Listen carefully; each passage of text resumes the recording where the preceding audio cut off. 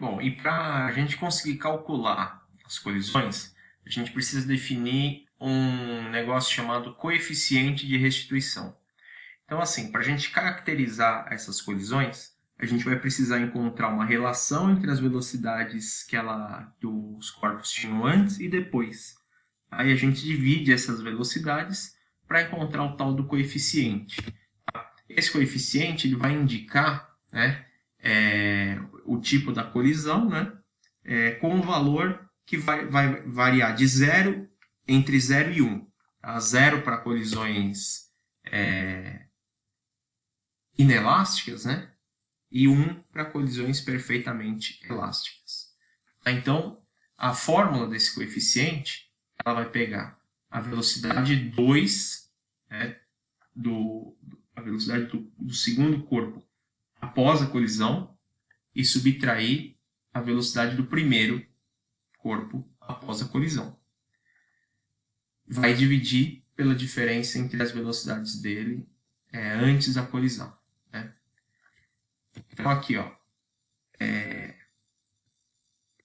que na verdade eu vou tirar, não tem esse linha aqui, tá? Essas duas aqui de baixo não tem a linha, que é para indicar que são as velocidades antes do impacto. Então, basicamente, a gente tem aqui, ó, se o coeficiente de restituição valer 1, a gente vai saber que é uma colisão perfeitamente elástica. Tá? Se o valor ele variar, se for menor do que 1 e maior do que 0, por exemplo, 0,5, a gente sabe que é uma colisão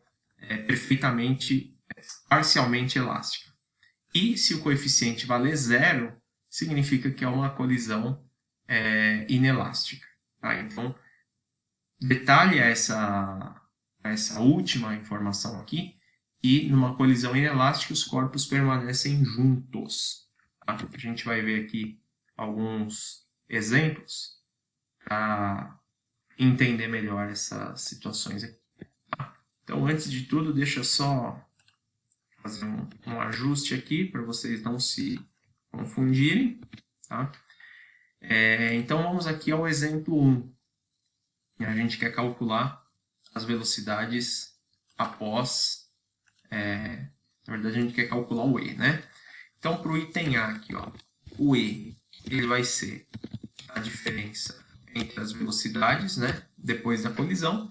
Então, a velocidade é a mesma, tanto do corpo 2 como do corpo 1. Então, vou ficar com 2 menos 2 dividido por 6 menos 1, né? Afinal de contas, aqui eu estou aplicando essa relação, ó. V2' menos V1' sobre V1 menos V2, onde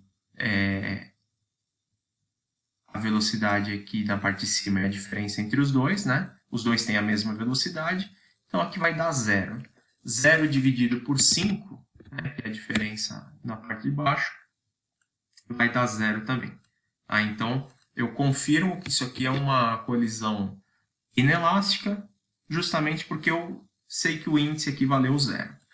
Tá? Agora aqui, ó, a gente vai calcular na situação B.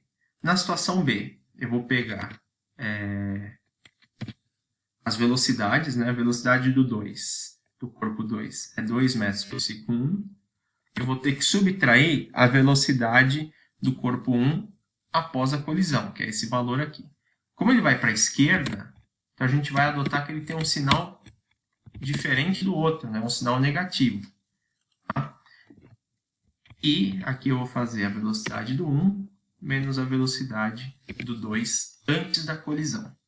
Tá? Então, 2 menos 1 dá 3, né?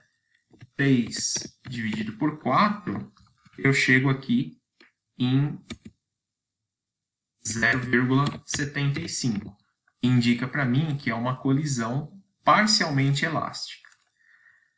O caso C, nós temos aqui uma velocidade 2, né, depois da colisão de 2, e uma velocidade de 1, né, para a direita. Então, como elas têm o mesmo sentido, a diferença das velocidades vai ser um menos o outro. E aqui eu tenho, né, 4 para a direita menos 1, né? Porque esse corpo está indo para a esquerda, né? Então, sempre que ele faz o sentido oposto, a velocidade a gente vai calcular com o sinal contrário. Então, aqui eu vou fazer 1 sobre 4 menos 1, 5, né? Isso aqui vai dar 0,2, o que indicaria também uma colisão parcialmente elástica. A gente está vendo, né, que a maioria das colisões são parcialmente elásticas. Agora aqui, ó, vamos ver o último caso. Nós temos aqui as velocidades de 4, né, do veículo 2, menos a velocidade do veículo 2, que vou usar como menos 2. Ele vai para o lado esquerdo, né? Está indo no sentido contrário. Aqui, antes da colisão, eu tenho 4 menos 2. A gente observa que tanto em cima quanto embaixo dá a mesma coisa. Eu vou ter 6 sobre 6, que dá 1. Então, o que esse 1 representa para nós? Representa que essa colisão é uma colisão elástica. Tá? Geralmente, na colisão elástica, a gente tem uma troca de velocidades. Quem tinha 4 passa a ter 2, quem tinha 2 passa a ter 4. Vamos ver um exemplo 2 agora para a gente calcular a velocidade das esferas após a colisão. A gente tem uma esfera A de 5 kg, possui velocidade de 3 metros por segundo. Então vamos fazer aqui, ó. Massa de A é 5 kg, velocidade de A é igual a 3 metros por segundo. Tá? Ela vai se chocar com outra esfera idêntica. Então, quando eu falar esfera idêntica, a gente vai entender que a esfera tem a mesma massa. Só que ela estava inicialmente em repouso. Tá? Admitindo que a colisão foi frontal e elástica, tá? Então, colisão elástica, ela vai indicar para a gente um coeficiente de restituição igual a 1. E aí a gente quer saber a velocidade das esferas após a colisão. Tá? Bom, então a gente tem as massas, as velocidades, isso tudo antes da colisão. A gente vai precisar saber qual que é a velocidade após. Para isso, a gente vai ter que utilizar aqui a fórmula do coeficiente. Tá? Por quê? Porque a fórmula do coeficiente ela vai indicar para nós o valor dele, que a gente tem, que é 1, né? Porque a colisão é elástica. Eu vou ter que pegar isso do enunciado. E aí eu sei a diferença das velocidades antes do impacto, que seria V1 menos V2. No nosso caso, né, VA menos VB. Então, 3 menos 0. Tá? Matematicamente, o que eu posso fazer aqui? A gente pode separar isso aqui em formatos de termos, né? Então, eu posso escrever, isolando matematicamente aqui, eu posso fazer que V2' menos V1' tem que ser igual a 3. Então, deixa eu só colocar na linha de baixo aqui. Então, isso tudo tem que ser igual a 3. Agora, eu posso isolar, posso fazer que o V2' ele é igual a 3 mais V1'. Tá? Isso aqui eu vou chamar de equação 1. Tá? Vocês já vão entender por quê. Agora, o que eu sei, né, que ocorre nas colisões? Em qualquer colisão, seja elástica, parcialmente elástica ou inelástica, que antes é igual a que depois. Tá? A gente sabe que o que antes ele vai ser massa de A, velocidade A, mais massa de B, velocidade B. Isso aqui a gente sabe que é 5 vezes 3 mais 5 vezes 0. Né? Massa de A é 5, velocidade de A é 3, massa de B é 5, velocidade de B é 0. Isso aqui me dá um que antes de 15 kg metro por segundo. Beleza. Agora, eu vou ter que encontrar quem é o que depois. O que depois vai ser igual a massa de A vezes VA', né? Mais massa de B vezes VB'. Tá? Lembrando que V2 representa o corpo B, né? E V1 representa o corpo A. A gente pode fazer essa adaptação. Agora, o que a gente sabe ainda? Né? As massas eu ainda tenho. Então, eu sei que a massa do A é 5. VA' eu não tenho. Eu vou descobrir. Mas o que eu fiz aqui? Ó? A gente escreveu uma função de V2, né, o VB' em função do V1. Então, eu posso substituir aqui ó, pela equação 1. Então, eu posso fazer ó, 5 vezes 3 mais VA'. Tá?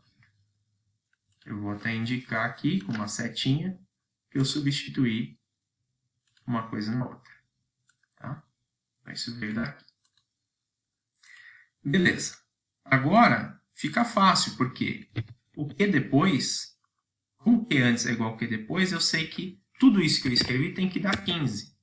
Então, 5VA' mais, aqui eu vou multiplicar 5 vezes 3, 15, mais 5 vezes VA', 5VA'. Agora, eu vou separar o que tem incógnita e o que não tem. 15 eu vou passar para o outro lado, ele vai ficar negativo. E aqui eu somei os dois VA's'. O que ocorreu? Deu que o meu VA' ele é igual a 0. Será que está errado? Vamos ver. Porque uma vez que eu escrevi essa equação, né, agora eu posso fazer o seguinte. Né, eu posso colocar assim, ó, substituindo na equação 1. Então, o que eu vou substituir na equação 1? Eu vou agora, né, sabendo que VB' é igual a 3 mais VA', a gente sabe que o VA' é 0, então eu calculei o VB' igual a 3 metros por segundo. Exatamente. Tá? Como a colisão foi elástica, a gente percebeu que eles inverteram a velocidade. A velocidade de A antes da colisão passou a ser a velocidade de B depois da colisão. E vice-versa. Tá? Então, vejam, eu vou primeiro ter que usar a relação do coeficiente de restituição para descobrir uma relação entre as duas velocidades. Depois eu substituo na relação da quantidade de movimento. Como eu sei que isso vai ser preservado, o antes é igual ao depois. Depois eu volto nessa equação para poder encontrar o meu valor de velocidade. Na maioria das vezes das colisões elásticas, isso vai acontecer. Tá? A gente só vai ter que comprovar matematicamente.